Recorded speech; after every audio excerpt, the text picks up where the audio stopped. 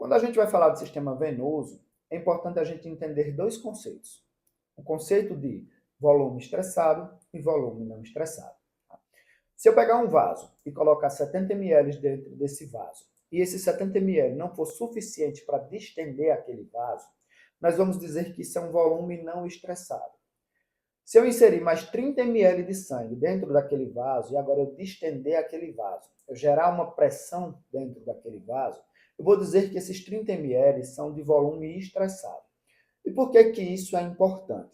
A partir do momento em que eu dei um volume estressado, que eu gerei uma distensão, gerei uma pressão dentro daquele vaso, eu agora vou ter um gradiente de pressão, uma diferença de pressão, e eu vou ter fluxo, que é o que move, é o que vai definir ali a minha questão de pressão, perfusão. Eu vou ter fluxo, eu vou ter movimento de sangue. Por que que isso é importante? Eu pego o meu paciente em choque séptico, ou, por exemplo, pós-RAC anestesia, onde o meu continente venoso está grande, ele está vasodilatado, e ele tem uma quantidade de volume não estressado. Então, aquele paciente ali, ele tem uma diferença de pressão pequena, o seu fluxo está reduzido, a perfusão está ruim. Eu dou volume para aquele paciente e agora eu dei um volume estressado. Esse paciente agora tem um volume estressado. É de se esperar que esse paciente agora tenha um gradiente de pressão, é de se esperar que ele agora tenha fluxo, é de se esperar que ele melhore a perfusão.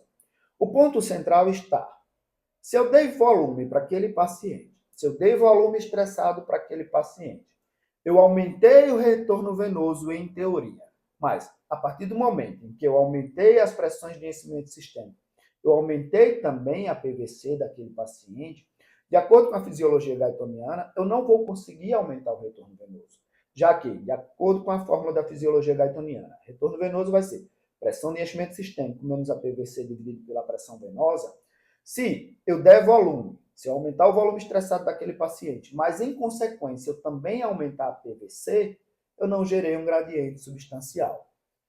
Nesse caso, esse paciente onde eu dei volume, eu aumentei o volume estressado, mas eu também aumentei a PVC, talvez não seja um paciente fluido responsivo e é um conceito muito utilizado atualmente.